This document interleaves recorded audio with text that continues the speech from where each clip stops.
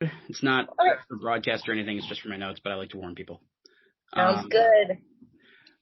so obviously you've got a bit of a different story than most people, but what I generally do with the interviews with people who weren't directly involved with the movie is I'll ask some really basic questions that the actual answer isn't as important as like having it be a conversation prompt, basically. Sounds good. So the first one is, when did the Josie and the Pussycats movie first kind of cross your radar? When did you become aware that such a thing existed? I was a big Archie comics fan growing up, and I loved the comic series. I loved things that were inspired by it. I was really into, the Peter Bag, Gilbert Hernandez comic that was kind of a Josie and the Pussycats parody. So I was aware of this movie like the second it was announced, and I saw it in theaters with my dad at Universal Studios on a family vacation. Like possibly the day, what day did it come out? Do you remember? I mean, I'm sure you're writing the book. Yeah, it was either April 9th or 11th, depending on who you ask, 2001. So I'm pretty sure I was on my like spring break, family vacation the day it came out. So I think I saw that. Out of curiosity, if you were at Universal on vacation, would you have seen it at City Walk? That sounds true, but I would have been like, 12 years old. So Yeah, the only reason I ask is because Kevin Smith went and saw this movie opening day at the City Walk Theater at Universal. If I was at the same showing, I mean, that probably is that the movie theater in Universal? Yeah. Then I was at the same showing as Kevin Smith, and we need to get this on the record. Yeah, and I also I came home from that trip with a bunch of Josie paraphernalia. I actually just got my dad passed away a few years ago, and I'm in this stupid estranged family squabble, but I didn't have any of my family photos until like last week. And there are photos from that trip of me like with the Josie doll, like a Barbie type doll. And I definitely had cat ears, and I definitely had the t-shirt. Yeah, somebody sent me a collector's, like the three dolls. Yeah. And two of them went with my two daughters, and the third one, Valerie, I sent to Haley Law, who plays Valerie on Riverdale. Yeah. Because we're friendly, and she told me that she was a big fan of Rosario's. Amazing. Did they wrote Valerie off Riverdale, right? They did. They wrote all of those characters off because Josie went to join the spin-off, which was... I know, but that got canceled too. My friend was a writer on it, and I actually got to consult. I got to go in the writer's room to consult on like Josie's journey as a New York musician, which was a really funny full circle thing. Yeah. What's funny is yesterday they announced on Twitter that the episode they're filming right now is called The Return of the Pussycats. For Riverdale? Yeah. That's great. I missed them. Yeah, so Haley and Asha at least, and I assume Ashley because like she's just not active on Twitter. Gotcha. But yeah, I had no idea that you had like helped out with Katie Keene. That's really cool. Like barely. I went in for like a couple hours, and they bought me lunch and asked me questions about being like a up and coming musician. Yeah. But one of my friends was a writer on Riverdale and a writer on Katie Keene, so he brought me in. It's funny, Ashley. And I guess Speedy showed up in Archie too to judge like a battle of the bands. Oh yeah. That the Archies won.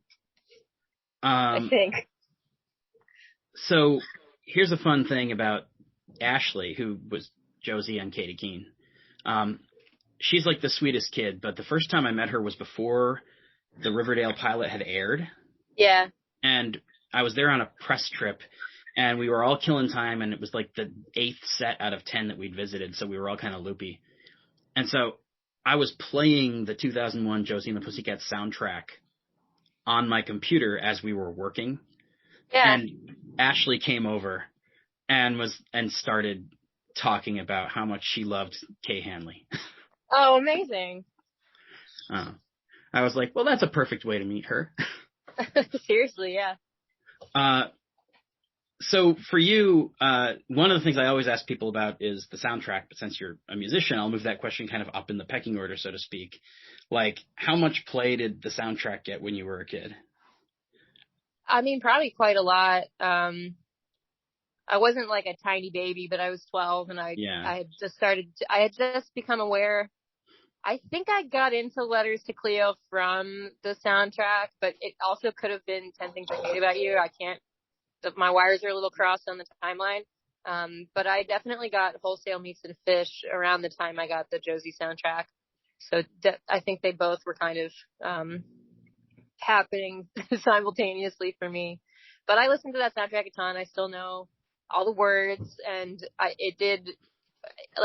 wound up, so what, it came out April of 2001. I got a guitar, June of that year as like an early birthday thing, and basically explicitly learned to play guitar because I had seen the Josie and the Pussycats movie. And I think Kay's singing, up to that point, I actually sang in professional children's choirs, so I'd been singing like my whole life, but I didn't know how to rock sing, even though that's what music I liked. A lot of the bands, other than No Doubt, who were my favorites when I was, 7 years old. I dropped my phone. I liked a lot, Weezer. I liked Sebadoh. I liked Deftones and like Queens of the Stone Age. It's a lot of like very male singing. And think also Kay was from that, a lot first... of not traditional rock vocals. No, I guess so. But Kay's got such a classic rock voice, and I think I really learned. And obviously she's got pop chops, to spare. But I think a lot of my style was sort of shaped from singing along to things that Kay sang. Mm-hmm. One of the things I found out from this that I did not know is that one of the songs from Cherry Marmalade is actually something she pitched for Josie, and I, of course, can't remember which one, but it's in the book. I would be curious to learn that. Yeah. Yeah, they when they needed to bulk things up for the soundtrack because they went from what was in the movie to a full soundtrack, they were like, "Oh, can you go record? And then also, do you have any songs to bring?" And that's how she got Shapeshifter in the movie. Amazing. So for you, like, can you talk a little bit about your career as you, kind of independent of the movie, just because it's probably good to get that in your own words. This is an oral history, so every now and again I run into this problem of like, I know a thing, so I don't ask it. And then I go and I look and I'm like, I didn't get them to say it. Yeah. What do you mean? Like my whole history of playing music? Well, just, like what you do, what kind of music you play and kind of where you are in your career right now, I guess. Yeah. I started playing in bands. I didn't start playing in bands right when I learned guitar, but maybe like a year later.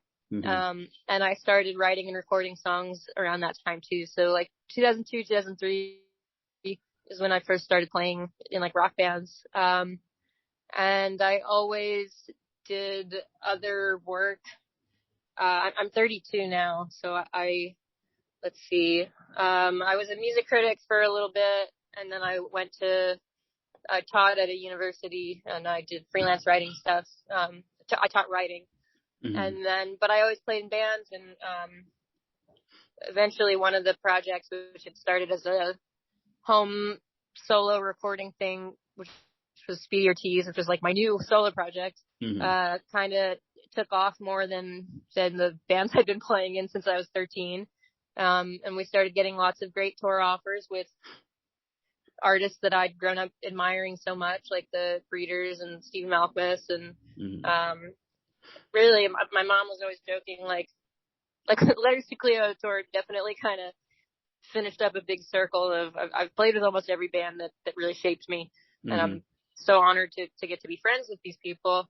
But at some point I was getting a better salary from touring than I was as like an adjunct teacher. Yeah. So I quit teaching, and I've done music full time since 2014.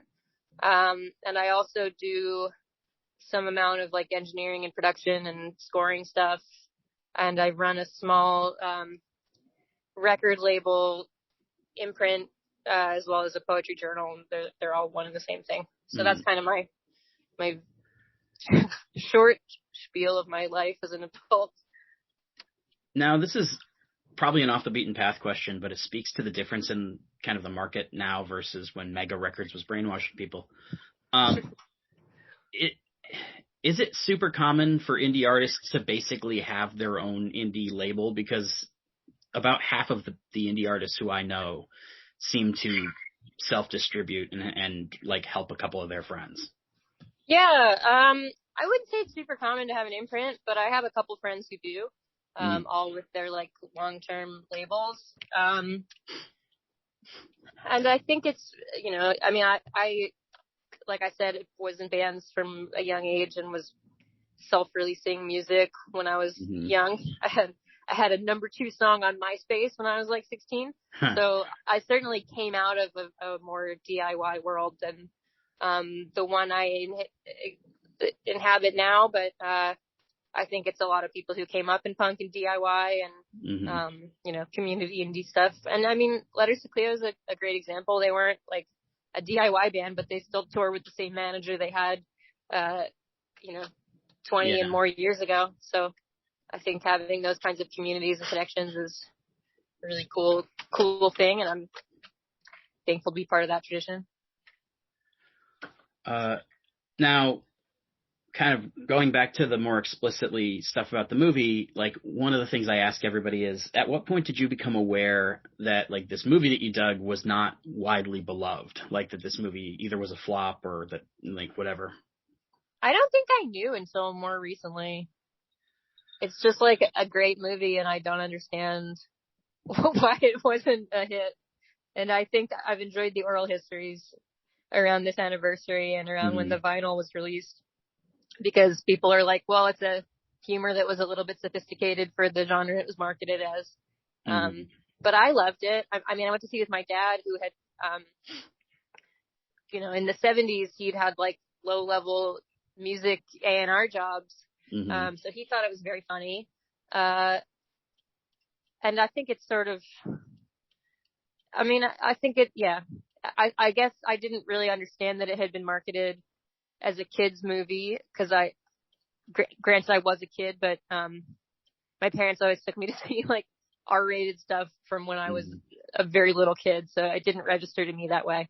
And it was really only upon seeing the like oral history recontextualization stuff that I had any idea that it wasn't as formative for everybody else as it was for me. But I'll say, like, I'm part of a union, it's called UMA, it's the Union of Musicians and Allied Workers, and I sit on the steering committee. And like, we're hosting a Josie screening in a couple weeks. It's like a very important movie to a lot of the musicians that are part of this union. So to me, in my social network, it's more common to think it's an incredible movie than to have any kind of disparaging viewpoint of it. Yeah. That's really cool. I think it's funny. I think that has kind of become, like, I don't know anybody who still has any animosity towards this movie. I feel like that all faded almost immediately when they thought that the movie was just gone and forgotten. And now everybody who still talks about it digs it. I'm just sorry that this perception of the movie that I don't agree with impacted people's careers in filmmaking. But it was always a hit to me. Somebody interviewed me recently about the book, and when they were like, not to be head in the clouds, but like in a perfect world, what would be the thing that people take away from this? And I'm just like, the thing people take away from it should be like that Harry and Deb were these very smart, funny, capable people who did a good movie, and somehow it still torpedoed their entire career for 20 years. Yeah. The other kind of half of that question is not something that really applies to you, because usually I ask people, like, when did you become aware that it was a cult classic on the internet? It sounds like those moments were kind of one and the same for you. Yeah, I did, I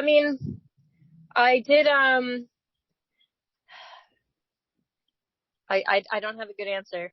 I'll say that, the way I kind of got connected to Kay and very briefly to Adam was because there was like, a compilation that Father Daughter Records put out in 2014. And Jesse, who runs that label, and I, through my label Wax 9, have done a couple of benefit compilations together now, 7 years later. But I covered Pretend to Be Nice for that in the super like lo-fi cutesy way. And I think Kay found it and showed it to Adam, who DM'd me about loving it. So I think, like, in the back of my mind, it was just very, it was like such a formative movie to me that I had no idea other people didn't feel that way. And for people who were so centrally involved in the movie to like be excited that someone had covered it, even though I was like buzz bandy, but I was, kind of a new artist in the more, online sense of things. I feel like that kind of tipped me off that perhaps it wasn't like the number one movie of all time. That people involved were excited that someone had done such like a dinky lo-fi cover of one of the songs. It's funny. I don't know how many people have actually covered the songs for commercial release, because a lot of the things you hear are like, and of course I'm blanking on Ava Hendrix's band. Yeah, Charlie Bliss. Yeah, they did like the concert, but didn't commercially release anything. And I sang backing vocals for something that they did for like a live show. Oh yeah, on Josie. She's talking to me next week for this. Oh, cool. It's funny. I'm turning in my first draft on the 25th, and I have like the costume designer and Rosario Dawson after I get off the phone with you. Ooh, and so I'm like, yeah, some people drag their feet until they couldn't anymore. Yeah. So the last kind of stock question I ask people is like, can you put your finger on what it is about this movie that makes it more than just like the cool movie you saw that one time? Because I know for me, like I have a shelf with like 600 movies over there, and most of them are good or I wouldn't have bought them. But also most of them I've seen maybe 3 times. I think it encapsulates a lot about what I like in the world, and also satirizes what I don't. And to see all of that combined in one movie when I was at an age where I was still kind of figuring out my own interests and stuff, was really catalyzing for me. I think age 12, you're sort of right at the cross section of your music taste and also understanding why certain things are being marketed to you. And to see a movie talk about that in a way that's really funny and heavy-handed to the point that it's subtle, was just very impressive to me. It's a comedy tone that I don't think I'd picked up on before seeing Josie. And then in a more sentimental way, well, I mean, first of all, it's like the soundtrack, the like wrecking crew behind that soundtrack is just, you can't make things like that happen anymore. Yeah. So that's such a wonderful time capsule of so many people that I really admire and whose music I admire. That they came together to work on this movie is really cool. And to see, I mean, I've said this before and I feel like some embarrassment about it, but I didn't know I wasn't a fan of bands that had all women playing in them. And it was like seeing a fictional band do it that gave me the inspiration to play in bands myself. Even though there were, big major label rock bands with women fronting them, less so as musicians, because I wasn't really aware of Liz Phair yet. I wasn't really aware of Mary Timony, and Letters to Cleo and Josie soundtrack was kind of my way into seeing that me as a little girl could do that kind of stuff. Beyond that, I love how it's amazing you're talking to the costume designer. I love how it's styled. Parker Posey and Alan Cumming are like the number one acting dream team that I would watch anything featuring either of them, especially that they're together in this movie adaptation of a comic that was so important to me. It's like the perfect combination of everything that I went on to like about movies and TV and music. So that's my glowing endorsement. Is there anything I didn't tee up for you? Because that's how I like to kind of end things, is like, I ask these very generic questions, but I don't want anybody to feel like, oh, I had a thing I wanted to say. I don't think so, but I'll tell you my favorite scene is the Carson Daly Tara Reid fight. And I was happy. I just rewatched, I think, on the anniversary. And was happy at how well everything held up. A thing that I saw the other day, and I don't know if it's still there, but on eBay, there was somebody selling the Gwen Stefani cutout from that scene. Oh my God. I was super tempted to buy it, but I'm like, what would I do with it? I already have so much stuff in my office. Well, I'll sure look it's gone, because but if it's there, I'll buy it. yeah, that seller is somebody who I like follow because he's had other Josie props, so I can look, and if it's still there, I'll send you a link like when I get off the phone. Incredible. One question for you. Yeah. Would it be possible for me to either use or pay you some kind of license fee to use the picture of you that you were talking about from when you were a kid? Oh yeah, you can use it. Like from the vacation? Because that would be a I cool have to thing find to it. like add in, just because I'm having trouble with photos because Universal has the domestic rights for all the Josie stuff and MGM is international, which Okay. means anything that I license, I either have to pay 2 different times for, or I have to have different editions of the book, and neither of those is ideal. And so what I'm doing instead is like licensing photos from like third parties like Getty, where it's like, oh, they went to the premiere. Yeah, I can grab those. The only thing is, they're not scanned. They're like photos of photos. Mm-hmm. So they might not be the resolution you want, but depending on your deadline, I can probably get to scan them. They're at my mom's house, and I live a bit away. All right. Well, my deadline for this is actually, for the photos and stuff, is actually going to be pretty liberal because I have until like July 15th to have the book laid out in order to get it out by August. And so I'm like, interviews I need to get done this month, but all of that kind of technical stuff can like float a little. Cool. I also have like 40 million cute pictures of me with Kay, so I can absolutely give you any of those if you want them. Very cool. Yeah, I appreciate it. Yeah, whatever you want to share, and then like what I'll do is I'll pick 1 or 2 of whatever you share, and okay. I'm doing this, like Deb is actually also providing me with a bunch of photos from the set, but amazing. Deb hasn't scanned any and doesn't want to, so she's like, I'm going to send you a box of photos when it comes back from Vogue. I'm like, oh, that's pressure. Amazing. But thank you so much. It's been a pleasure chatting with you, and I feel like there was something else I was going to say, but if it's important, I can shoot you an email. Yeah, you have my email. I'm yeah, sure. And same thing. If you think of anything that you didn't say or that you said wrong or whatever, just shoot me an email and be like, oh, this is what I wanted to make sure you got. That sounds good. All right. Thank you so much. It's been a pleasure. No problem. Great talking to you. Bye.